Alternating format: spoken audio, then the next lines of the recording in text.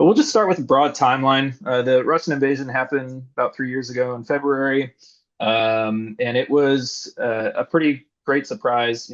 Biden was rattling his saber about it, but nothing new there. It's not like Ukraine was the only place he was doing that. But folks who were closely watching this were pretty surprised by Putin's move to invade Ukraine. And then soon thereafter, Russia, you can see the maps back here too. This is like the original territory taken by Russia on the top left there, with Crimea at the bottom, which was taken in 2014. So with Russia in those positions in March 22, they started peace talks, which failed. It's really difficult to find any definitive info on why they were ended, but there was like an alleged agreement that Russia would withdraw if Ukraine claimed NATO neutrality. As far as I can tell, that very much came from the Putin camp, and there's really no way to tell how sincere that is, or how realistic that was for anyone. So approach with caution. There's also talk of Boris Johnson flying in and blowing up the talks and telling them not to do that. I also haven't been able to find any definitive information on that. But regardless, the peace talks failed. And then there was a kind of a stalemate after that, followed by a big counteroffensive by Ukraine, which was pretty well publicized here in the US. Kind of the biggest battle of that was in Bakhmut, which was like a really grueling, grinding urban warfare, war of attrition. Russia focused on destroying Ukrainian infrastructure throughout this counteroffensive and throughout the invasion. In the Battle of Bakhmut, the Zelensky government, was trying to make things look good for their Western donors, and so they poured a lot of their best forces in there, while a lot of Russia's forces, especially the ones with high casualty rates, were from convicts who were essentially given the opportunity to go fight and get out of prison and make some money while they're at it. So, to put it callously, like kind of lower quality troops against Ukraine's best troops. The bad part about this for Ukraine is that they lost a lot of their best troops here in Bakhmut during this 2022 and 23 counteroffensive, and that gave Russia's better forces the opportunity to consolidate their land in the southeast of Russia, south and east of Russia, perhaps I should say. And then in late 23, that counteroffensive stalls out. And since then, especially throughout 2024, it's been a lot of attrition with a slow encroachment by the Russians. And today, Ukraine's looking at some pretty severe economic and demographic crises. The next three slides, I'm going to go through kind of what the Western powers are trying to get out of this, and then what Russia's trying to get out of this. And then the third of those three slides will be just kind of talking about what's going on in Ukraine itself. Under the neoliberal program, they want to keep expanding NATO, keep expanding their economic influence. Biden has more or less been giving Ukraine enough to not lose, enough to keep them, kind of hooked up to U.S. Aid, to keep the government afloat. They want to weaken Russia in a proxy war. You'll hear this all the time from talking heads about, oh, this war is great. We're just grinding down Russia. It's like, yeah, you're grinding down Ukraine too, and very real people, and usually the poorest people, poorest working class people on each side in the process.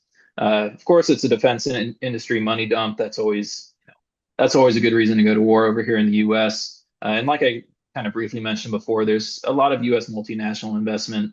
I've had a hard time kind of figuring out just the extent to which there is multinational investment, but or U.S.-based multinational investment, but certainly IMF restructuring and a lot of foreign investment in agribusiness in Ukraine is pretty broad.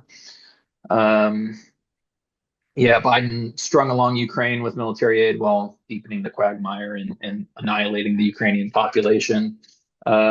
Things are different under Trump and Hegseth, and they're also kind of exactly the same.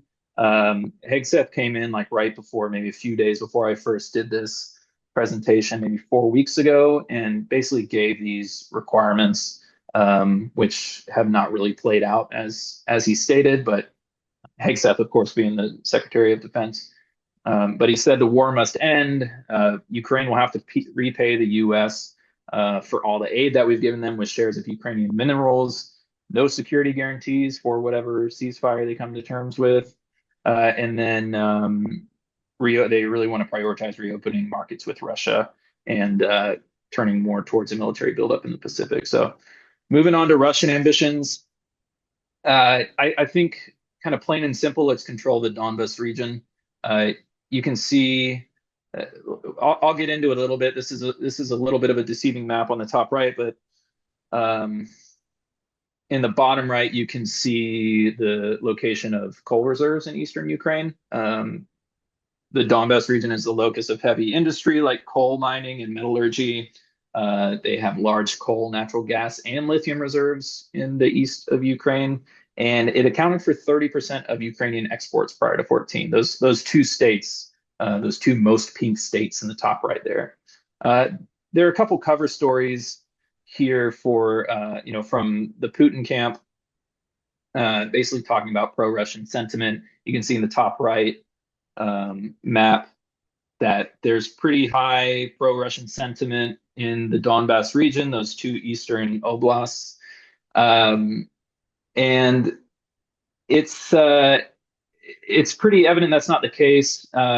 If y'all remember, the Wagner Group used to be in the news a lot, and that's basically like a private mercenary group that was hired by the Russians to do things all over the world, including Africa and Syria. But they were sent into this eastern part of Ukraine kind of at the beginning of this conflict, I believe, and they basically took over control of that area. And what the Russian separatists were talking about, the people who voted for that were more about ethnic Russian autonomy rather than like, hey, we want to be a part of Russia. And that's not. So that's, an excuse that Putin had to invade into that region, but he wasn't actually, meeting the ethnic Russians' demands. And then also, he'll talk about NATO encroachment, which certainly doesn't help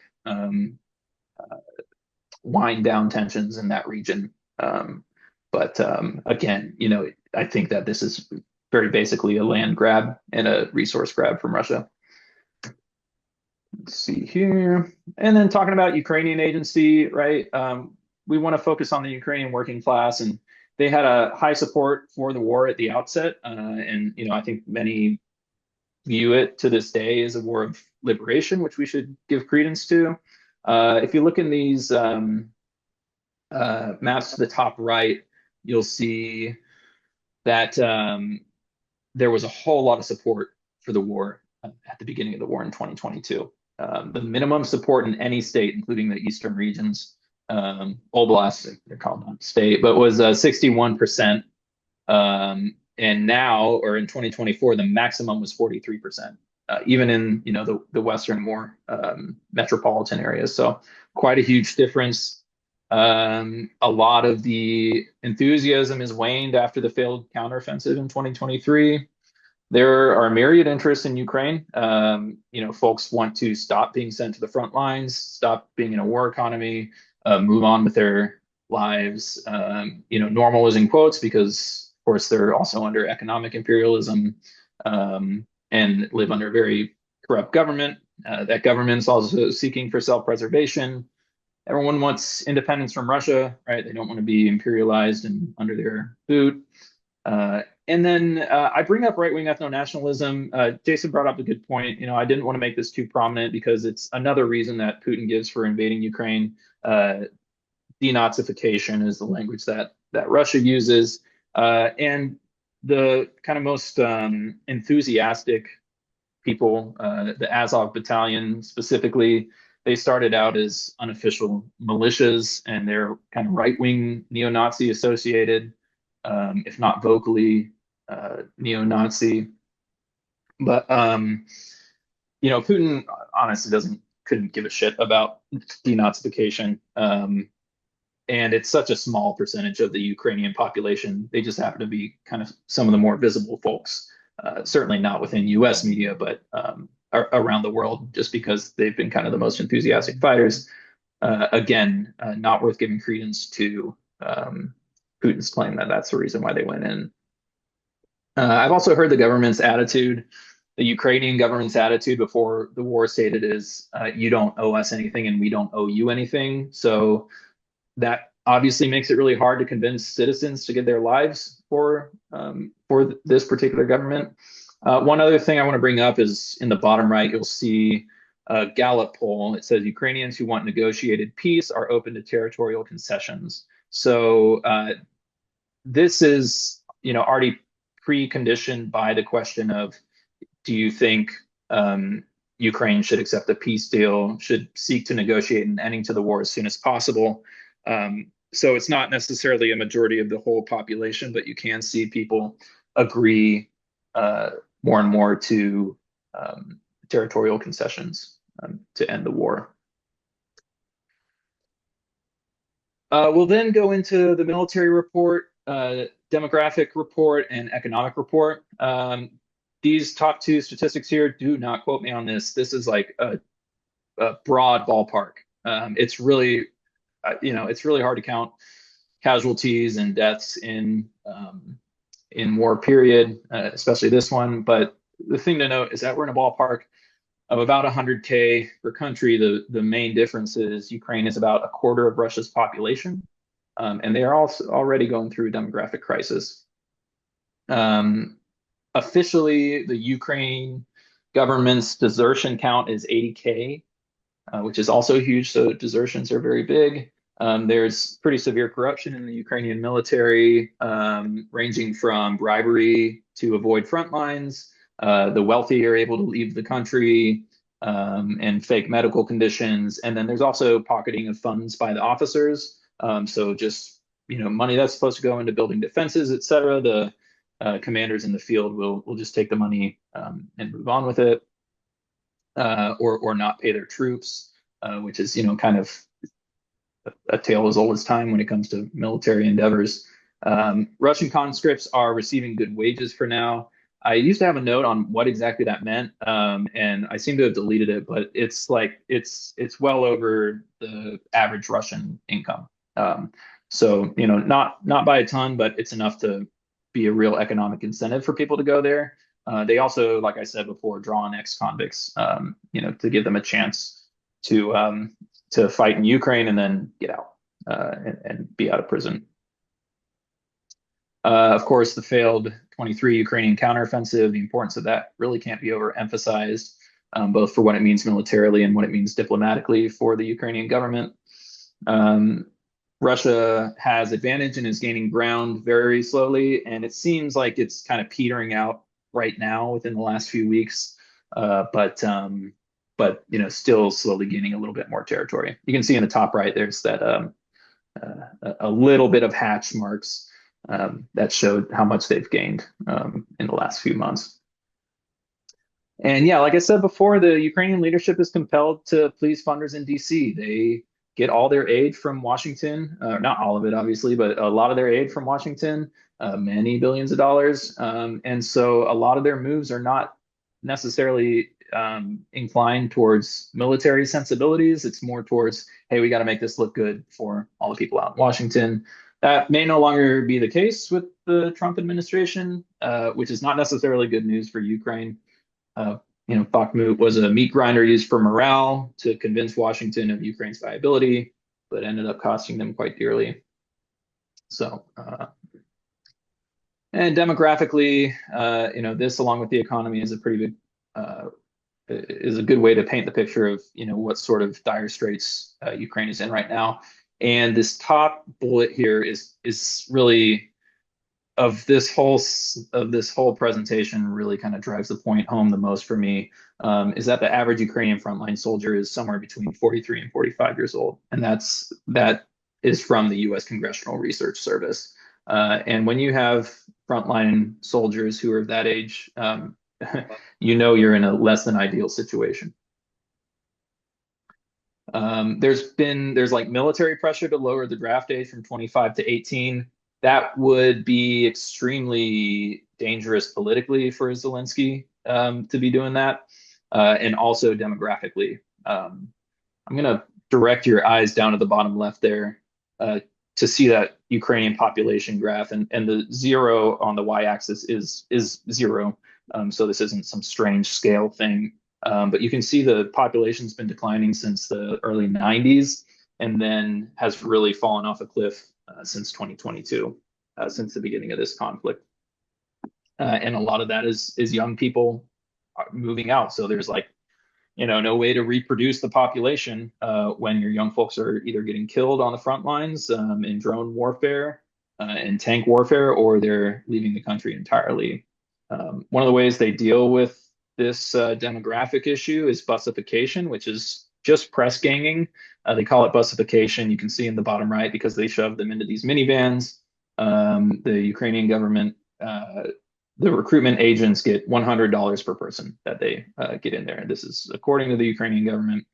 And, that's also indicative of the fact that people don't want to go out there and fight anymore, and aren't willing to go die in this very gruesome warfare, for what seems more and more like a government that cares less about them, and for maybe a lost cause as well.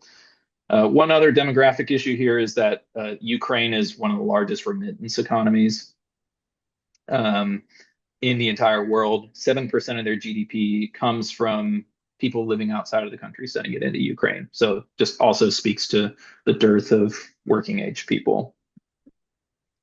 And that will take us into our economic trends. Just real quickly, the World Bank estimated that there'd be $500 billion to rebuild Ukraine from where it's at right now. Direct damages from the war have now reached about 152 billion. This includes the destruction of 2 million housing units, about 10% of the total housing stock of Ukraine damaged or destroyed. 84 kilometers of motorways and highways destroyed. 300 bridges. This $500 billion price tag is 3 times the current GDP of Ukraine. And as of December 2023, about 5.9 million Ukrainians remain displaced outside of the country, and internally displaced persons were around 3.7 million. And that's of a population of, if we go back to the last slide real quick, of just over, let's say, 47,000 or 47 million. So that's a pretty huge percentage of the population that's either internally or externally displaced. There's large foreign and oligarchic ownership of arable lands. Foreign ownership of arable lands was permitted by Ukraine in 2021, and this is kind of all about the IMF style restructuring. If it's not directly by IMF, Monsanto owns some arable lands in Ukraine. I've also seen claims out there that Monsanto owns such and such percentage of arable land in Ukraine, 12% or something in that ballpark, but I just haven't been able to back that up, and whoever said that didn't share their sources. So be wary of that. Looking at these two images at the bottom, on the bottom left, you can see just the drop in Ukraine's GDP since the start of the war. At the first year, it was 29%, almost 30%, and then the inflation heat map on the right. No need to read that too closely. It's just a nice visual cue. Well, now we're getting into Trump's outlook. I've got, I believe, 3 more slides. Yeah, 3 more slides. Hegseth said explicitly that the war must end. Ukraine will lose Crimea and parts of Donbass. This was explicitly said. It is a European problem that will require European, not American peacekeepers. If those peacekeepers are attacked, Article 5 will not be triggered, meaning the U.S. will not come to their NATO allies' defense if they're attacked, defending the peace, defending the ceasefire in Ukraine. So this will be entirely separate from NATO. I think it's also worth bringing up. Trump is a pretty vindictive person and has a pretty deep grievance with Ukraine and their connection to Russiagate. Currently, there are peace talks with Russia in Saudi Arabia. At the time that I first wrote this, Ukraine was not at the table. Now they are, but they were excluded for a little while there, which speaks to kind of this inter-imperialist conflict that is a valence above or perhaps adjacent to this fight for independence for Ukraine. They also explicitly stated they want an economic reset with Russia. no security guarantee for Ukraine, and Trump demanded about $500 billion worth of Ukrainian minerals, which seems absurd, and it's kind of fallen off the table as far as I know. Um, but it was a big thing back then. Maybe he still wants it. I don't know. And since then, in the last 4 weeks since I first did this presentation, there was this meeting with Zelensky, a lot of hemming and hawing, but the flow of arms, aid, and intel has resumed to Ukraine. So that's why, everything's different, but kind of the same. And they're attempting to broker a 30-day ceasefire in Jeddah in Saudi Arabia that allegedly includes banning strikes on energy infrastructure for both sides and ensuring the safety of commercial sailing in the Black Sea. This speaks to the White House's economic incentives for ending the war here. So this is directly from the White House. The U.S., quote, will help restore Russia's access to the world market for agricultural and fertilizer exports, lower maritime insurance costs, and enhance access to ports and payment systems for such transactions. So they want to keep money, keep capital flowing in and out of the Black Sea region. So I'm going to wrap it up with this slide, and there's a little speech, a little spiel that our comrade in Seattle, Sasha, put together. And I'm just going to go ahead and read directly off that. It'll probably take me about a minute and a half, and then we'll wrap up and open it up for discussion. But this is basically, our socialist perspective here. Our position on the war is internationalist, anti-imperialist, and anti-campus. Campism is a political view of the world that sees countries as competing blocs or groups. To take the Ukraine-Russia war as an example, the two competing camps here would be countries in NATO versus Russia and its allies like Belarus and perhaps some countries adjacent to the BRICS countries. Some on the left who do rightfully oppose American imperialism can fall into the trap of campism. In their campus view, it's strategic to oppose American imperialism by supporting other camps of countries who oppose American interests. This type of thinking may remind you of the debate about replacing the unipolar world that consists of one country's hegemony, namely the US, with a multipolar world that consists of several powerful countries who compete against each other for power. Well, what are the problems with this? First, we're internationalists. This means that our support and solidarity is with the working masses and their struggles around the world, not bourgeois countries. We do not support the domestic bourgeoisie of countries, which campism often overlooks. In this case, it would be, the Russian government. We don't just want to support the Russian government simply because they oppose the U.S., because they're operating in the interests of their own bourgeoisie. Campus may support the domestic bourgeoisie in conflict with imperialist countries, even at the cost of domestic mass movements and working class struggle.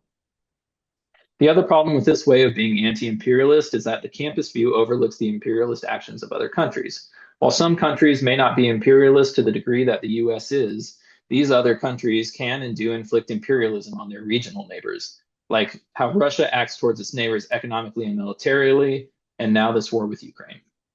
In conclusion, we support the national liberation of Ukraine from Russian imperialism and the Ukrainians' right to defend themselves. However, as socialists in the US, the issue for us is that military aid to Ukraine expands our military-industrial complex. As a result, those same supplies and increased capacity of the military-industrial complex will be used to intensify Israel's occupation against Palestinians. And I think that's a good place to open up the discussion. Thanks, everyone.